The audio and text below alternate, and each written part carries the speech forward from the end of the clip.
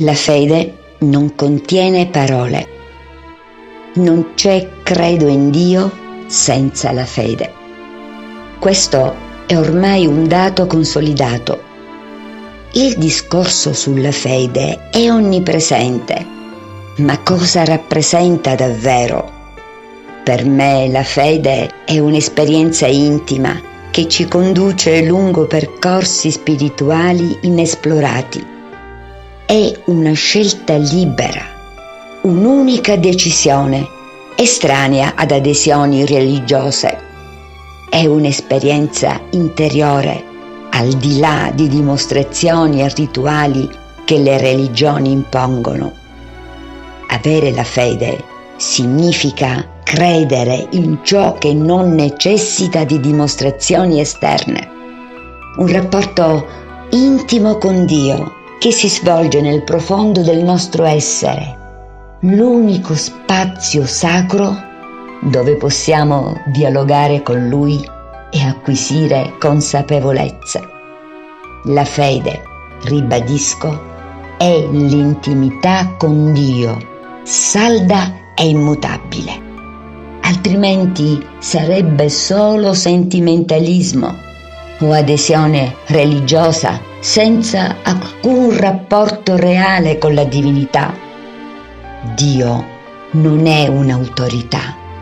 La fede è la sua essenza spirituale, non un optional marginale. Quando si fa parte della fede, si diventa parte della sostanza stessa di Dio. Noi e Lui una sola epifania. Chi parla di fedeltà, come avviene nelle religioni, può discutere a volontà. Chi invece vive la fede spesso tace, perché non c'è nulla da dire e non ci sono parole per descriverla.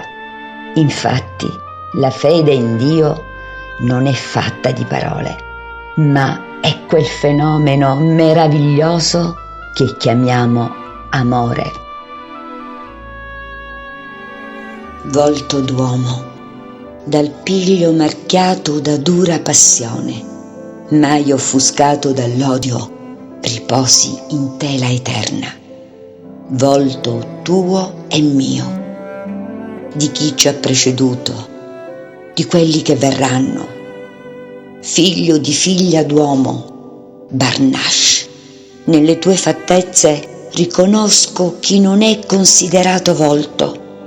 Storia, carezza, amore, figlio di Dio, volto d'uomo, dalla fronte che stilla sangue naturale, le cui spine del dispregio hanno segnato il marchio eterno del supplizio.